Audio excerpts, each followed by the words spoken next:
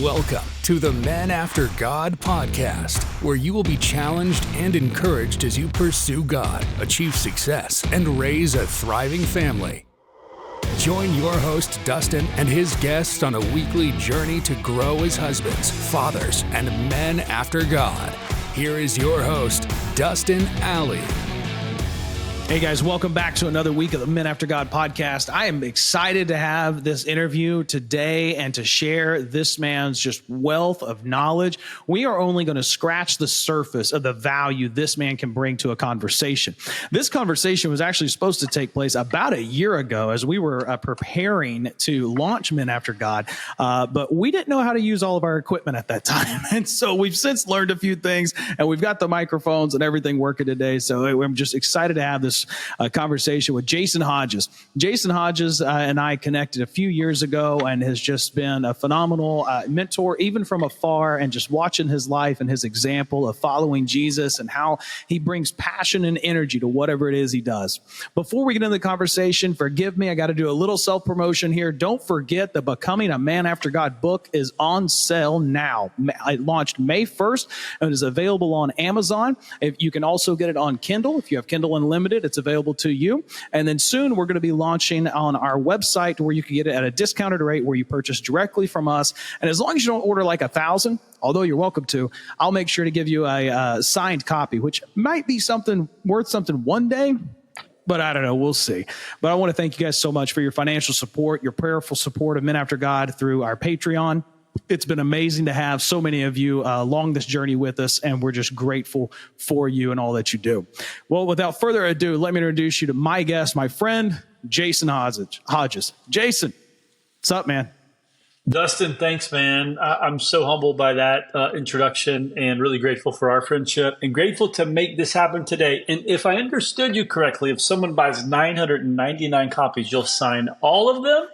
All right, you heard it from him right there. It is. But not 1,000. That's the mark. I'll sign the 1,000th copy. I'm like, ooh. Yes. At what point will that start hurting your hand? Probably 900. I think so. At some point, it may become the stamper. All right, like it looks like a signature, but it's just a stamp. That's right. You know, I watched John Maxwell sign books one time. And I guess after you do it for so long, he got so good. He was staring and talking like his hands just moving. And I looked at him like, sir, you just do that. So after so many times, it's just muscle memory. I'm like, okay. All right. That's awesome. That's so good. Well, awesome, bro. So listen, Jason, introduce us to yourself, man. Talk about your family. You got wonderful children. Are you still at your home up in Vermont, right? Yeah, that's right. I live in central Vermont, North Clarendon, Vermont. We don't have a stoplight. Actually, I think we have one. Now, we moved out of Boston a few years ago and moved to Vermont. We were one of those COVID families who jumped out of the city and bought some land in a big Vermont house for less than my Boston home cost. But my wife's name is Rachel. We've been married 19 years. I feel too young for that, man. Don't I look? I still look young, right? I don't look like that. Yeah. Thank you. I needed that today. You're welcome. So Rachel's my wife. Been married for 19 years. We have two boys. Josiah is 14 and Levi's 12. They love life like most parents of either two or more children. They would say they are night and day different, but man, I love them deeply. We have a sweet family. Love each other, and we love Vermont. The transition has been really, really good up here. And we love being in a state where when people say, where you're from, we say Vermont, they go, oh, they don't know what to say other than I've heard the fall colors are very pretty. And I like your maple syrup. So we live in the land of maple syrup. And we live in a beautiful, beautiful country. But yeah, man, just I guess a little bit more, about me. Originally from South Carolina, went to University of South Carolina for music and got saved. I was in college, gave my heart completely to the Lord. And I really had a passion for leadership and the scripture, even from a young age. And so I went right into ministry. And so I guess it's been full-time ministry, 22 years. Oh, wow. And I've had three different seats in ministry, but I love leadership. I love team and team development. And I have held a few different types of roles. We can get into that in the path, but primarily what I really, really love is leadership. And I really love helping leaders. I don't have to be the leader necessarily, but I like helping the leader. So leadership is my number one passion, for sure. So yeah, it's just a little bit about me. We love adventure. We love travel. We love seeing the world. And if you're around me for any length of time, life is not boring. So that's a little bit about me. Jason, I remember, so first off, kindred spirit leadership, guys. I think you know this. Jason, I don't know if I told you, but I'm finishing up my doctorate this year in leadership with Liberty University. It's just a passion of mine. I love talking about it. Love how can we invest into people to help them grow to become who God has made them to be. And I think that's you and I, both of our hearts, man. Leading people about commanding. It's not about directing. It's about developing them into who God desires them to be. And it's a favorite topic. But you have your doctor as well. I forget that. You didn't bring that up. Now let's not be humble here, Jason. You have your doctor. Talk about that experience for a minute. I know what mine's like, but I'd love to hear about yours. And for our other guys that might be pursuing an education there, what was that like going to that level with your education? Yeah, well, congrats to you, man. It's super exciting. I know how hard it is to complete and to invest in that. So, when I became a Christian, it was very fascinating to me when I really felt a very strong call to go to seminary. I liked seminary. Okay, don't hear what I'm not saying. Okay, but I never felt a call to be a lead pastor or to teach. Yeah. I liked reading the Bible, but I wasn't passionate about preaching. I liked reading the Bible, but when people would get all fired up about apologetics, I would just listen to them argue and laugh at them. That just wasn't my lane. But by the way, I like theology. I just don't like theological camps, right? But I found myself in seminary going, but what about leadership? Why does this degree 93 credit hours and only one course talked about leadership? In 4 years, one. And it fired me up. I was reading books like Good to Great. I was reading the John Maxwell's. We're talking about leadership. What is leadership? I was reading the 21 irrefutable laws of leadership and teamwork. And I was devouring these things on how do we lead.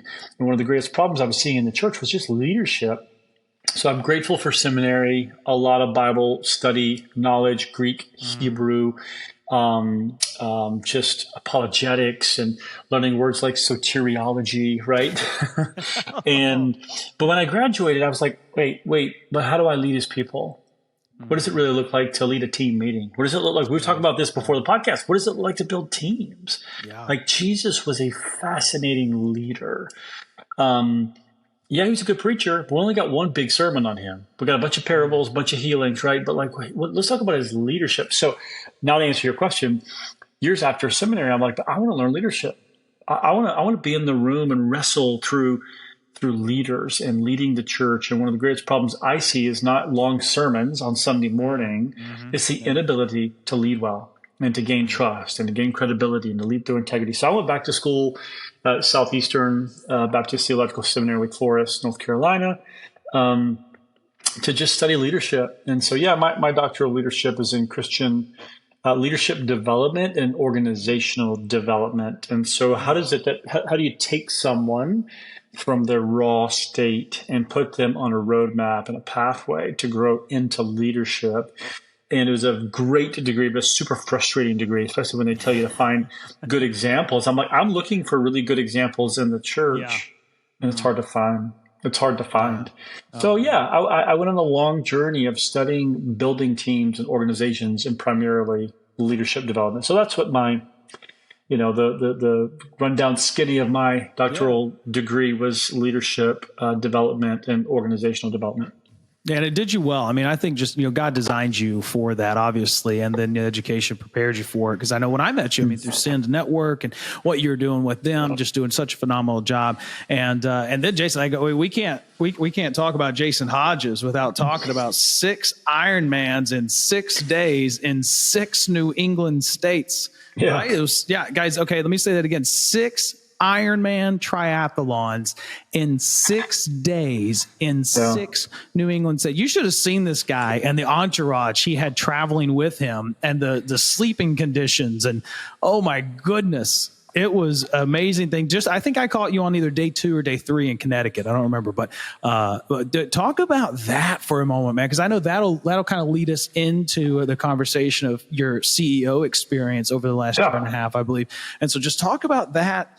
man, the mindset you had to have and the struggles you went through. I mean, I know I watched it as you were doing it, but let's hear about it, bro. Yeah, man. It was day 2. I don't remember much about days 4, 5, and 6, but I do remember day 2 was in Connecticut. That's when I saw you. So I should say this too, because it's always awkward when someone doesn't know what an Ironman is. So what is an Ironman? I should answer that, because every now and then someone will come up to me, dude, I heard that you did 6 marathons in 6 days in a row. And I never... And for most of us, if someone said that, like, oh, yeah, no, that'd be great. But for a guy that does an Ironman, like, don't you dare insult me this way, okay? It was not a marathon. A marathon was involved. Yeah, I know that, but I never want to draw attention to myself. I never bring this story up. Other people bring it up, and I'm like, how do I tell them that I did way more than 6 marathons in a row? Well, actually, it was Ironmans. Oh, yeah, that's what I meant. What's an Ironman? So, yeah, an Ironman is a 2.4 mile swim, followed by a 112-mile bike ride, then followed by a marathon, 26.2 miles. So yeah, the vision of that story of why I was doing it was to push myself and to stir a conversation and inspire a conversation around perseverance. Again, leadership. The story that I wanted to tell was how my dad persevered through a lifelong of pain. I didn't know my biological father very well at all growing up. And so I told the story of forgiveness. So yeah, you can look up the One More Challenge on YouTube. Jason Hodges. You can watch the documentary. Haven't watched it in a long time. It's kind of painful to watch. Dustin, you probably even saw the transformation that my body was going through. By the time that I got to day 6, I was just a wreck. And, body was swelling, inflammation because of just the pain and the damage that was happening. But yeah, I did persevere. There was a massive physical challenge to it, but it wasn't about the 140 miles a day. It was about telling my story about my dad. And that's the story of the documentary. So yeah, 6 Ironmans in 6 consecutive days, and in the 6 New England states. Now I know for those Christians out there, wait, that's 666. That's not good. What are you doing? The vision of that, just to link a little bit too, I was the Send Network director. At the time, the church planting leader for the 6 New England states. And I wanted to do something also as a prayer in each of those states. And riding 112 miles around each state, man, was powerful. Time to pray, I guess. And I did. And I tell you what, prayer kept me alive. I mean, it really kept me alive, literally. I don't just say that. I mean, there are moments of just falling asleep. I fell asleep on day 4 on a stop sign. I got off the bike. Wow. In Maine, Kennebunkport, Maine, and I was so tired. So, guys, I'm literally going to fall asleep. Just give me a second. And I leaned across a stop sign and just knocked out and fell to the ground. So it was a battle of sheer exhaustion. But what happens on day 7? It's the day of rest, and it's the Sabbath. And there was a spiritual push of like, Dustin, you and I commanded to work hard, and to give our all for 6 days, and then we rest. And so if we don't rest properly, and I did, I rested really well the next few weeks, even though my body was repairing, was going through a lot. So yeah, check out the documentary. There's just so much more there. The why, the what, the vision, the One More Challenge, Jason Hodges on YouTube. I want to move on to that CEO conversation. Before we do, talk about day 6 for just a second. And it doesn't be, but I know I think while you were going through it, watching the updates and stuff, okay, so let's give some context here. I know marathon hours, right? When I ran my marathon, it was about 4 hours or so, right? So Oprah did it in 4.5. Okay. Right. So that's about an average time, 4 or 5 hours, something like that. Okay. And now on top of that, you've got the swimming and the cycling. Now, what's your typical time? Like if you trained and went out, like what's a typical time for like first time Ironman guy to do the swim and the bike? What are those times individually? Yeah, that's a great comparison for those that run. A great marathon time is 4 hours. That's a very solid time, right? You get to 5 and 6, it's a little slower. 2 and 3, professionals, right?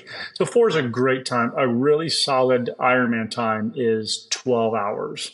That's solid. If you get 10 hours or less, you're in the upper echelon. So I can typically go 11 or 12 hours, right? Okay. But now, what was day 6's time? How long did it take you to? Because I remember like it was overnight that I remember seeing videos of you just Walking's not even the word. Like trudging. It was, I mean, one foot in front of the other, hoping for the best.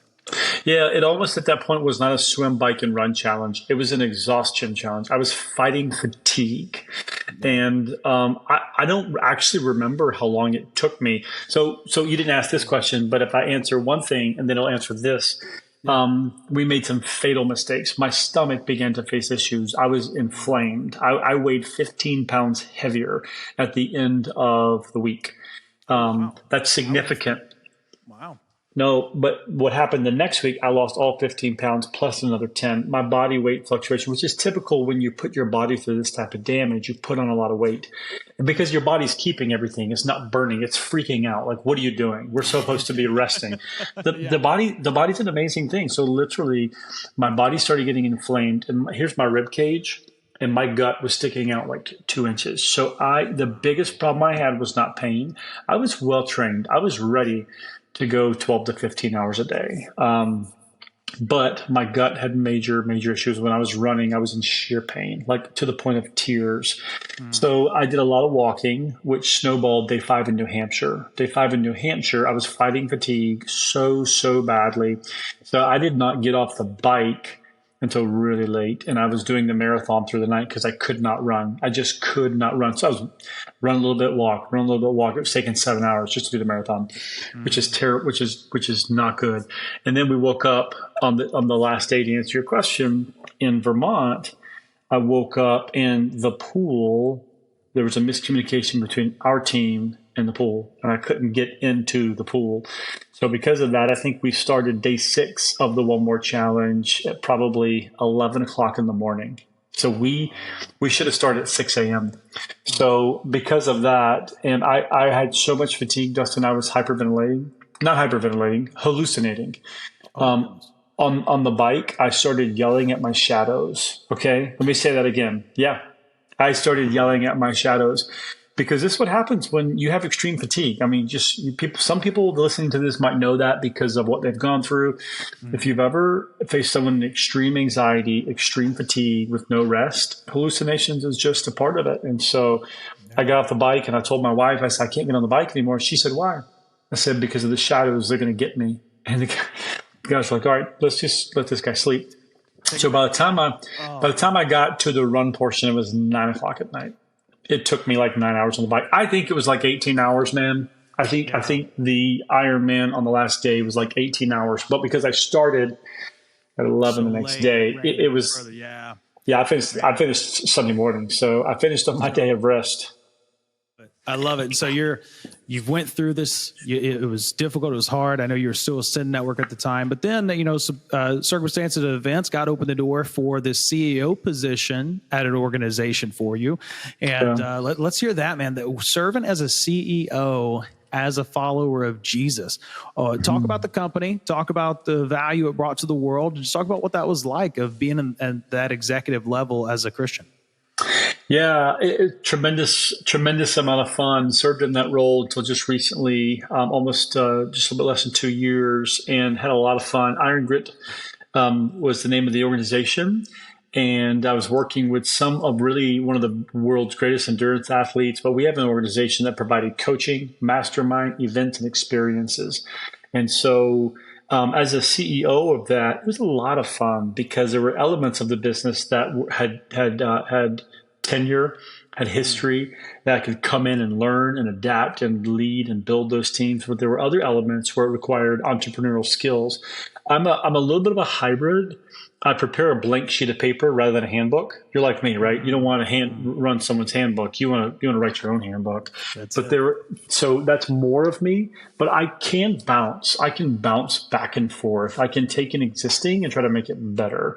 I would rather create from scratch. But we were creating events and experiences. I mean, like 4-day experiences for high-end experiences. I mean, just unbelievable locations, unbelievable speakers, unbelievable food. And many of these people were very, very far from God. While it wasn't a Christian retreat, we always introduced Jesus and faith. And so it's so much stinking fun, so much fun to put on events and experiences for people, because what we found from businessmen and businesswomen, single, married, young, and old, one of our events had 20 businessmen and women, ages 23 to about to retire, right? And these are startups to multi-million-dollar companies. The core in the room was they're lonely, they're stuck, and they want help. And I'm telling you, to craft an experience around that, to teach them toughness, which is the iron side, to teach them grit, resiliency, was so much fun. And it wasn't just about the physical. How do you accomplish those endurance feats? I'm not really interested in helping someone do an Ironman. Someone's like, "You can be an Ironman coach?" No, that's not what I want to do. That's just something that I've learned that's taught me a whole lot about life. Yeah. Can I tell the story? Oh yeah. Like it's been fun talking to you about that story. I didn't know that would come up, and I love talking about that, but I want to help people accomplish their heart. So that's what we did in our organization, man. We had an ongoing mastermind group that people could pay for annual access to, that every Tuesday night, 8 p.m. we jump on, we coach, we push, we challenge. We had an online community where we help people change their lives. And so I'd go from one phone call to a married couple that's in business together, that's looking to gain clarity and team alignment in their marriage and in their business, to talking to a CEO that's going to sell his business for $34 million. And he's asking this one question: what's next for me? I've made a lot of money, but I don't know if I've made an impact. Dude, that's fun. I love talking to those type of people. Wait, you just said you're going to sell your business for $34 million, and he doesn't care about the green paper. He doesn't care about the Benjamin Franklins. He literally said, "Jason, I don't know that I've made a difference in this world." And I said, I love that you just said that, because now we can talk about how you can make a difference. What does it look like to put your energy back into your family, to put your energy back into young entrepreneurs? And so it's just a lot of fun to help people get unstuck, help people in the relationships, and to help people change. So tremendous amount of fun, because if you look us up, it looks like a sporting organization that helps people change their lives, because it wasn't inherently a Christian organization at all, even though the majority of our team were believers. Everyone knew, and we made that very clear up front. Hey, listen, we have a spiritual foundation that we introduce and that we invite to. But it's not you. It's okay. You're never going to feel threatened. You're never going to feel pushed out. So yeah, as a CEO, to answer, coming full circle back to your question, I got to do both. I got to lead. I got to execute. I got to build teams. Also, when our team said, "Hey, how do we do this?" I got to create. So tremendous amount of fun. Tremendous amount of fun. That sounds like a blast. Like, yes. I love that. That's phenomenal. Maybe I have to get a Men After God retreat going sometime. Have you come speak at that. That'd be awesome. All right. So you went from the CEO role. Now you talk about selling it for $34 million. Maybe you didn't sell a company for $34 million, but you left that and you're getting to pursue what God's put on your heart and your desires, your passions right now. What's that look like, Jason? Yeah. I wish I sold that organization for $34 million. That way, a great nest egg to start out with, you know? I know, man. Yes, I kind of knew, Dustin, deep down inside my heart, that I wouldn't be in that organization for a long, long time. That I was in line with the mission and the vision and the values and the core principles 100%. But I still wasn't in the seat to say, this is a Christian organization with a Christian purpose. That wasn't us. Right? But just like a business owner listening, it doesn't matter that you're not the local church. You can, for the glory of God, live your business out, right? Accomplish your mission, your vision. If you're in real estate, or if you're in banking, if you're a stay-at-home mom, like, we all live for the glory of God. But my specific calling, and I know this, is to help leaders, kingdom leaders. And I found myself in a seat that I really, really liked. But this guy, was a business owner in Denver, Colorado. It was in a textile industry. I won't mention the name of it, right? But helping him was a lot of fun. But my primary calling, I knew, was to help kingdom leaders and to help people from a Christian perspective. Even this guy's not a believer. So I knew over the course of the last year, okay, Lord, what is it? And so Elevate is the name of the ministry. I am so stinking excited. Like I've spoken previously about this too, is that when you're an entrepreneur and when you're a leader, even though you always have to learn to be a follower, you have to be a good follower, you have to learn to be a team leader. My best seat is the vision seat. And so I've been visioning this. I've been planning it. I've been dreaming of what it looks like. And I'm so excited to launch into it. So yeah, about 30 days ago, man, Rachel and I launched out. Elevate is a Christian ministry and organization that helps leaders, marriages, and more get unstuck. And it's really a transformational journey that we're inviting people on. The transformational journey that we're inviting people on is a year-long journey. And so when you join Elevate, just to be super specific and show some tangibles on this, when you learn about Elevate and you join a 12-month change journey. This is not just a content sharing organization. You can get that in a book. This is not an online class, an online seminar. There are plenty of those to go around. This is not 3 steps on how to. I like all those things, but it's just not that. This is a transformational journey where you're going to be pushed and challenged. To use a spiritual example of in the church, we teach in order to seek transformation, but we seek transformation by the power of the Holy Spirit and by our obedience. Right. So imagine a sermon on fasting. A sermon on fasting, don't throw darts at me. I know we're recording this, but a sermon on fasting won't do anything for anybody until they practice it. Right? It just won't do anything. Yes. I'm not saying there's no power in it. There is power in it. Yeah, and you know those moments as a preacher, man, you preach the word and someone comes up to you afterwards, you know what the Lord said to me? You're like, whoa, I didn't even say that. That's God talking. So I know the word of God does not return void. I know that when there's truth proclaimed, that there's transformation that happens. But the transformation we can learn in Scripture. You could mention the Scriptures. I could too. Transformation happens when there's practice, when there's experience. It's totally different for me to say, Dustin, I am begging God to do something in my son Josiah's life, begging him. And I'm going on a 3-day fast. And all I'm going to say is, God, I'm just pulling your ear a little bit on one thing. I'm denying myself. I'm seeking you. I'm trying to grab your attention. I'm seeking after your heart, right? To the point of even the heart of this podcast.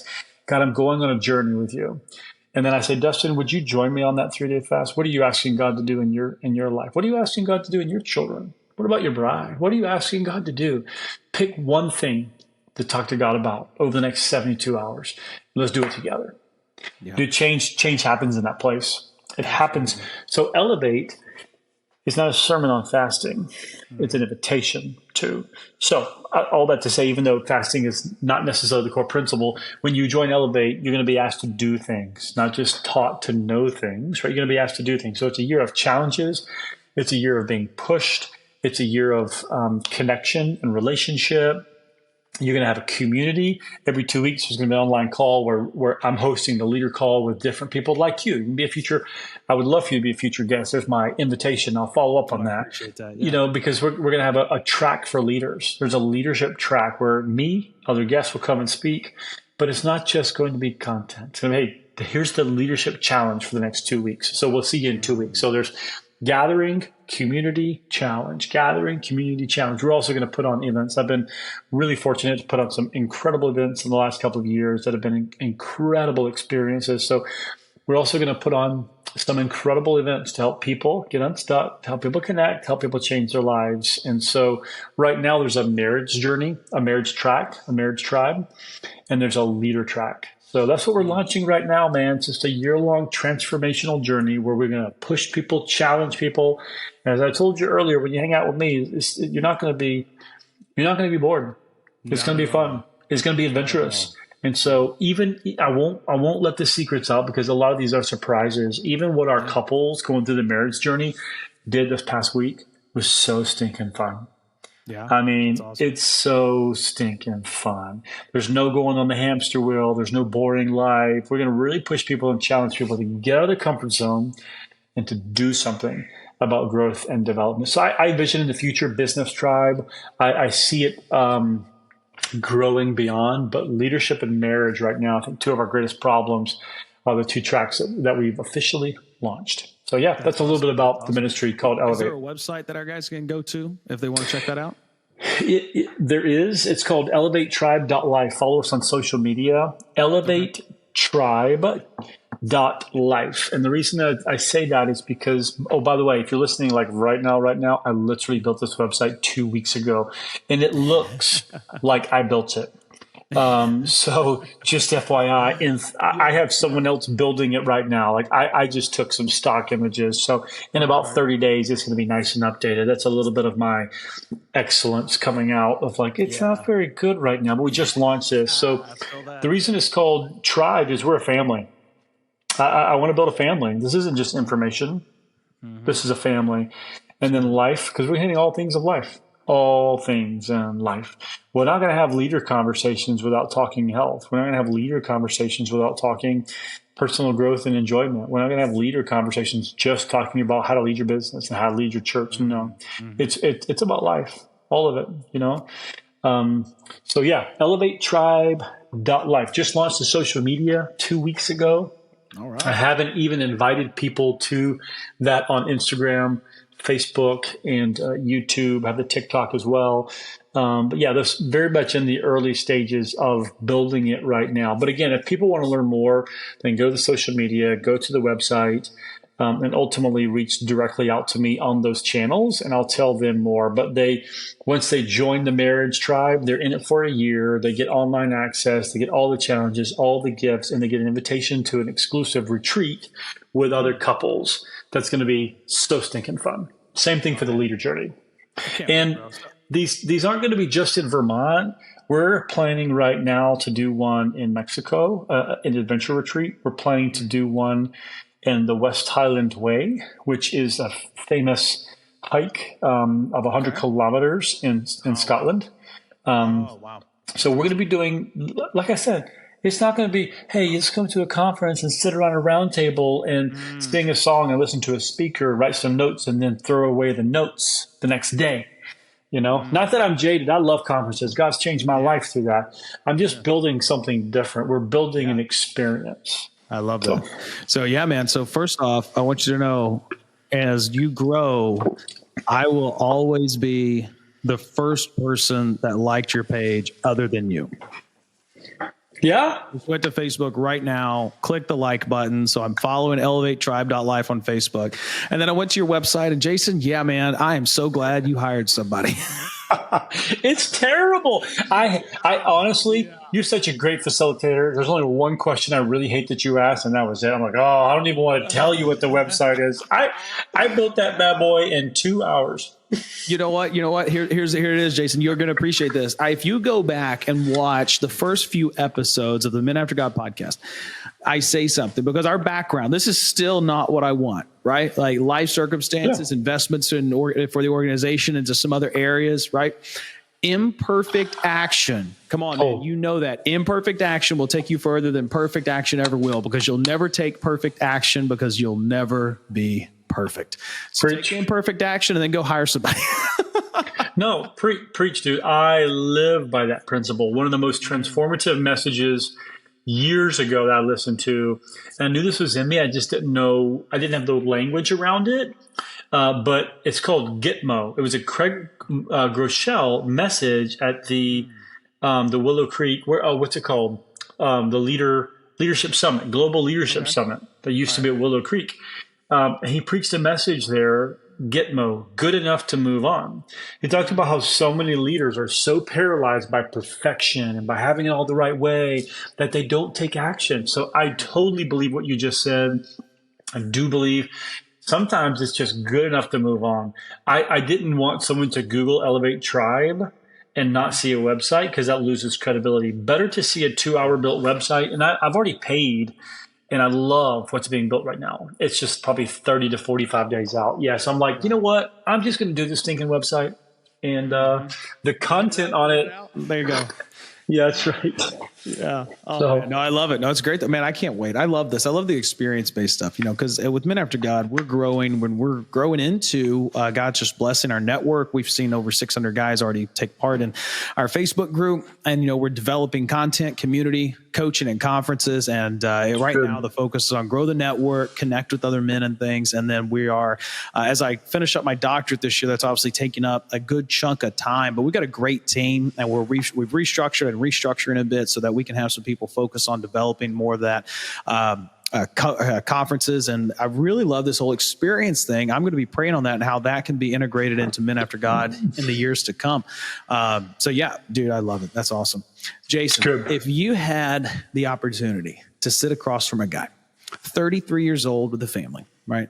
Desiring to pursue his desires in life, right? Now you and I got a few years on that. Not many, but a few. Now, what would you tell that guy? What would you tell him? What is the one piece of advice you would give him to have the faith to take the step and to just follow God with his life? Yeah. A friend of mine and I were at a conference where Erwin McManus was speaking. And at the end of it, I went to go speak to a buddy, and my friend, Chris, went up to Erwin.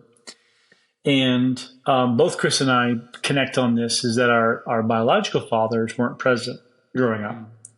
And so he went up to Erwin, and so I'm giving you two answers, okay? Sure. He went up to Erwin and said, Erwin, if I were your son, what would you tell me? Wow. And he grabbed the book, and he wrote in it, he said, don't read it yet. I want you to just go and reflect. I want you to wait a little bit before you open the book. And my buddy was at a turning point in his life and making some decisions about moving across the country and planting a church, right? And he went back to his hotel. He opened the front cover of Erwin's latest book, and it said two words: risk everything. Erwin. And Chris had tears just running down his eyes and looked at me and he said, risk everything. I said, sign me up. Yeah. Just sign me up. And so I think to my addition of that, what I would say for my heart, that was Erwin, but I live like that. I totally agree. I'm like, I don't have anything else to add to that. Yes, risk it all. But in my own language, in my own heart, I would say this: do the hard work of clarifying God's purpose for you. Just do it's hard work. Fight for it. Ask, seek, knock. Don't go through the motions. If you're bored with your life, shame on you, right? Just if you're bored with your job, and I don't mean to bring shame, but you know what I'm saying? Just take responsibilities. I don't like what I'm doing. Okay, fine. Do something about it. Don't complain about it 2 years later. Do something about it right now. So I just say, do the hard work of clarity to seek the Lord and say, what do you want me to do in my life? I want to do the hard work of clarity. One of the things that I do too, and this will be an offering of Elevate, is called the Life Plan. And I did some strat up things with you and your ministry, and that's the organizational side of clarity and focus and driving activity in the church and in business. The personal side of that's called the Life Plan. Most people don't have the clarity of what it is they're supposed to do in life. So we have a 2-day process that I lead people through called the Life Plan. That's what I'd say. Do the hard work of clarity so you can risk it all. I know I'm supposed to do this. Love it. I'm laying it all on the line. You can't risk everything until you do the hard work of clarity. Man, that was transformative in my journey. I had a coach worked with for about a year, and 7 months or more of that year was dedicated to what you just said, being able to articulate in writing, who my core purpose from God, and not just, and there's a general core purpose for my life, and then 5 areas that I live it out in: my home, my church, my job, things like that, writer's desk, and now Men After God Network. And that's transformative because, I love that risk it all, man. Yeah. But one of the problems with risking it all and without knowing who you are in Christ is you could be risking it on the wrong thing. Totally. And that clarity you're talking about there is so massive. So Jason, if you're up for it, would you mind sharing how guys could get in touch with you if they wanted to reach out to talk about that life plan and making that happen and taking part in that 2-day process with you? Yeah, it's transformative. It's funny. This book happens to be right beside me. Lance Witt, Your One Life, right here. And he's actually a life plan guide as well. Lance Wood, if you've ever read Replenish, so it's funny, I've been thinking about this a lot. Just people, I think every organization, church or business, needs a strat out. And I believe every man and woman needs a life plan, someone to help guide them and facilitate them through it. So thank you for asking about that. I'll just share my personal, actually just my work email and my cell phone number, but also social media, or the website. You can go to elevatetribe.life, get in touch with me there. Facebook and Instagram through the private messages. Yes, I read those. I don't ignore those. But then, my email is jason@elevatetribe.life. That's what I'd say. So any of those platforms. Love it. Awesome, man. Yeah. And hey, guys, listen, all that's going to be in our show notes. We're going to have even his website. We'll put the link to it because it'll be here for a while, and eventually it's going to look amazing and excellent, right? 30, 40 days. You can't go to it until 30, 40 days from now. So anyways, guys, check that out. Make sure to contact Jason. Jason was just a great friend. He's always a great encouragement, a challenger to your leadership in that, not challenging you in a negative light, but challenging you to grow. Were we in Boston? Where was that thing we went to for Send? They did an assessment. I don't remember what that was. I know you did a bunch of those, but we were out at pizza. Me, you, I think it was Tim, his son, and then another gentleman. And like, man, we're just sitting there. We're oftentimes around pizza, and it just turns into some conversation. Jason just steps up and just asks this fire question of evaluation of something, whatever it was. And it got us talking. And so I love it. You mentioned the facilitating, Jason. I honestly learned a ton from you, watching you facilitate, being around you, and just even picking up those nuggets in our short time. So I'm thankful for you, man. Man, guys that are listening, you have just heard an amazing story of a man who's following God as God has called him to, and has done it in a wonderful way. He's got a phenomenal story when it comes to the Ironmans that he's done. He served as I never knew what to call you, man. Your job title in Sin, he was in Sin Network and worked with church planners. That's the best thing I can get right now in New England. That works. And, CEO of an organization, now launching out as an entrepreneur, him and his wife, with elevatetribe.life there. Guys, what a great episode. I do hope you'll take advantage of all those resources that Jason has for you. And then don't forget, if you're not connected with us, go to facebook.com/Men After God podcast or facebook.com/groups Men After God, and you can connect to our community there where we're sharing not just the opportunity for content and different things of that nature, but truly, we just had a post the other day, people asking for prayer. Hey, how can I pray for you? How can I be with you? Because guys, it's hard to be a man in today's society, but it doesn't have to be hard alone. We can do this together and grow together and be the men that God has created us to be. Final plug, Amazon.com, Becoming a Man After God by Dustin Alley. Love for you to go grab the book, share it with your friends and family, and obviously your church. You can do it as a life group Bible study. There will be videos coming out in the future to accompany that, and we're very excited about everything God's doing around our network. And again, any questions, reach out to us, menaftergod.org. You can find our website. Thanks for listening this week. We'll talk to you next time.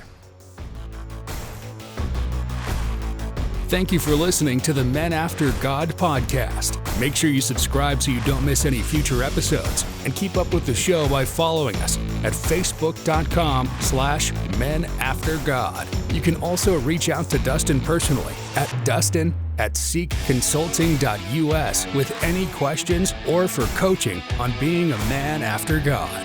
Until next time.